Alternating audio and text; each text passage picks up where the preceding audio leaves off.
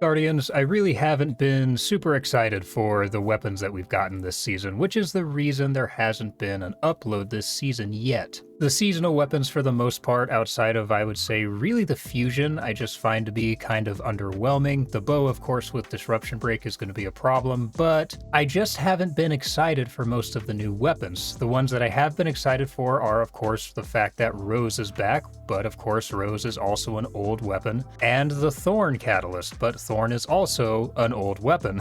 So I just, the motivation to do many videos just hasn't really been there. But we're getting back in the saddle now, and today we're talking about the new comp weapon, the Belisarius-D pulse rifle. Now this is an aggressive frame strand pulse rifle, and you can see the perk pool on your screen now. As you can probably tell, this is definitely more of a PvP weapon, which makes sense. It is of course from the comp playlist, but there's one or two roles here that may have some play inside of PvE. So getting PvE out of the way, for your barrel, really I would just go for stability. This weapon has a ton of range already. Magazine for PvE, as always, anything that will increase your mag size or your reload speed.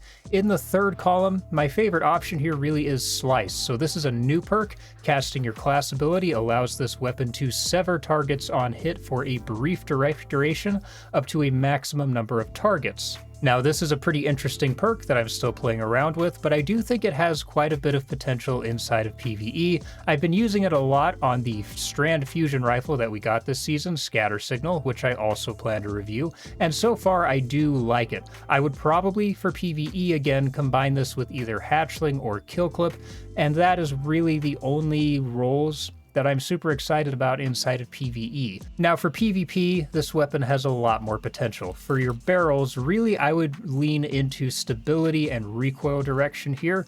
Try to get some handling if you can. This weapon already has 77 range at base, which means that at base, you are looking at 39 meters of range, which is a lot. That will put you on par with most high impact pulse rifles and 120 hand cannons. You can of course get more range out of this, like a max range roll of this has around 43 meters of range. Whether or not the extra range there is worth sacrificing stability and handling, it's going to be up to you. For me, it really isn't. So the barrels that I'm primarily looking at for this weapon, and that I would advise you to be looking out for, would be polygonal rifling, fluted barrel, chambered compensator, or arrowhead brake. My favorite option here really, I think, is chambered compensator, just for the help with stability and recoil direction. For your magazine perk, of course, ricochet rounds for the extra range and the extra stability. For your masterwork, because this weapon doesn't have the best handling, which is pretty typical of weapons in the aggressive archetype, I would probably be looking for a handling masterwork. Now, moving on to the third column, you can see there are a ton of amazing PvP options here. Slice is still a good choice inside of PvP. I don't know if it's one of my top choices. I'm still kind of experimenting with this perk, but so far I like it, mainly because when it debuffs your target, it will actually make it so that they are doing less damage to you, which is of course particularly useful if you're fighting something like, say, a target lock submachine gun, something like that. Then that can be really helpful just to help negate some of that extra damage from target lock. You do also have rapid hit here, which is always a good perk on pulse rifles. In fact, I think rapid hit is one of the best perks you can get on a pulse rifle, mainly because you can get anywhere from 3 to 4 stacks in the case of an aggressive pulse with one burst if you land all headshots, which will pretty much turn the weapon into a laser beam. Next up, Elemental Capacitor. On this particular weapon for LE Cap, I would say this is mostly useful if you're going to be using either an Arc subclass for the extra handling or a Void subclass for the extra stability. I do have an LE Cap roll, and I tend to prefer Void on it just because that boost to your stability helps really reduce the overall recoil of this weapon. It helps reduce flinch. So if you want an LE Cap roll, Void would probably be my go-to on this weapon.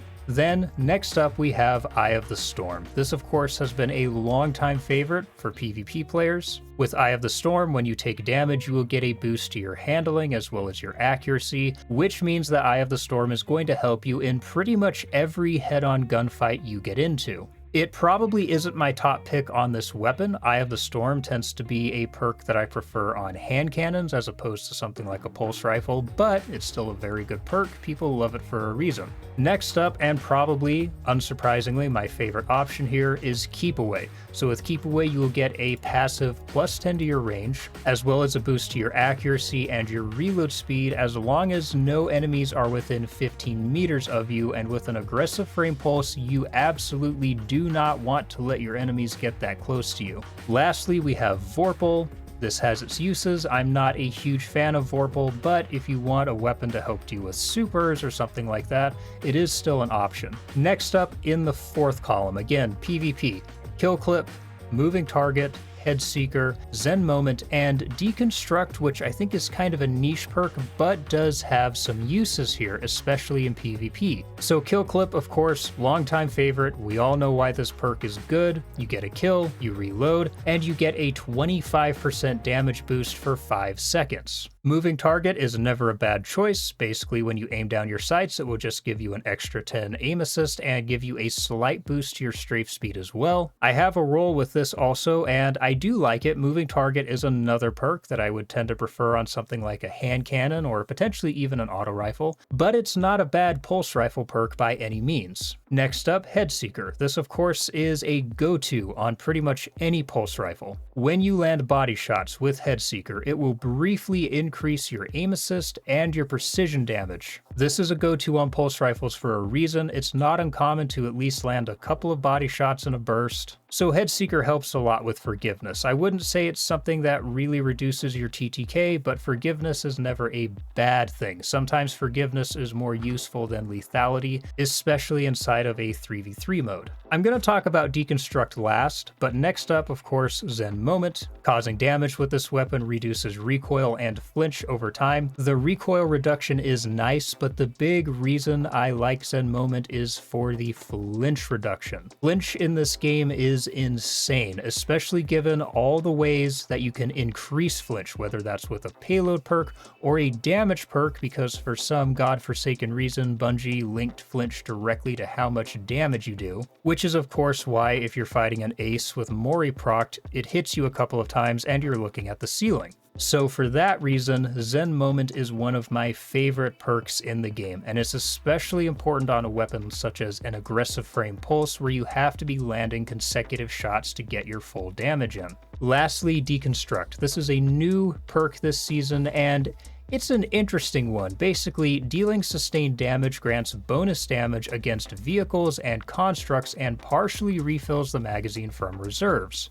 Now, the big thing that I find interesting about this perk is that it deals damage to constructs, extra damage to constructs, which in PvP includes Titan barricades, stasis turrets, that sort of thing. And inside of the current sandbox, where you have Titans everywhere, this could be really useful for breaking barricades. For that matter, as stasis is starting to get more popular again, unfortunately, you're going to see a lot of warlocks throwing around stasis turrets, and Deconstruct will help you get rid of them. Now, one of the nice things about this pulse rifle is that it is a Hake weapon, so you get that Hake origin trait, which we're going to talk about in a second because there's some interesting synergy with another perk here.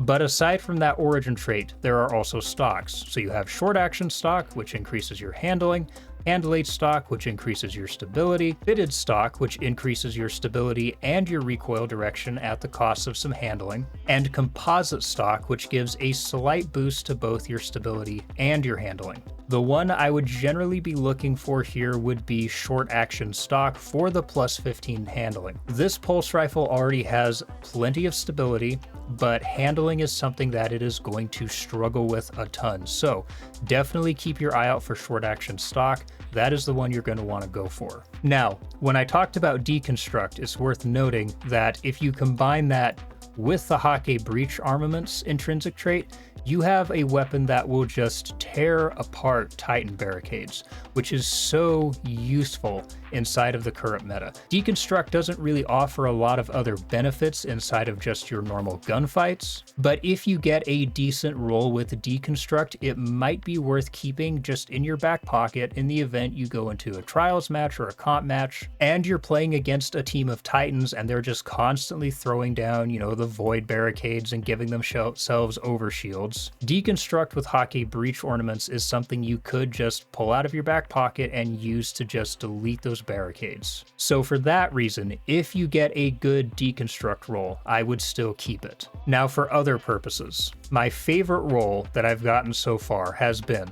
polygonal rifling, high caliber rounds, keep away with head seeker and short action stock. It does also have a range masterwork. I would have for sure preferred a handling masterwork, but the range is still fine. And this was the roll where I really started to like this pulse rifle. Before that, I had tried other rolls and they just didn't really feel good. They felt okay, they performed okay, but this roll in particular performed well enough that at the end of a few matches using it, I decided, okay, I think I like this pulse rifle. That is the best roll that I've gotten so far. Now, the ideal roll that I'm going to be looking for will be fluted barrel, ricochet rounds, keep away, head seeker, short action stock, and a handling masterwork. That gives me 92 range when keep away is procced, which gives me 41.2 meters of range. It gives me 70 stability, which is a ton. It gives me 71 handling, and it gives me a reload speed of 63 thanks to keep away. That specific roll really turns this weapon into something of a stat monster. And especially if this is a weapon that you might want to take into like a 3v3 mode, comp, trials, whatever, or you just want something that's going to be very consistent, having a weapon that is a stat monster is so very helpful with consistency. Now, the other rolls that I'd really be looking for, your barrel and your mag are going to stay the same, but I would be looking for rapid hit with kill clip for a good roll for just, being a little more aggressive and trying to, just slay out. Rapid hit for the benefits I talked about before. Kill clip for the same reason, extra damage, more forgiveness, higher lethality. If you're looking to take a bit more of an aggressive roll, you're looking to slay out a bit more, then rapid hit, kill clip is probably the way I would go, although keep away with kill clip would be just fine as well. The other roll I'd be looking for, and again, everything's going to stay the same except in the perks in that third and fourth column, but would be keep away with Zen Moment for another just very solid dueling roll. Keep away, of course, for the same benefits I just talked about, and Zen Moment, like I said, for the flinch resistance. I hate flinch in this game.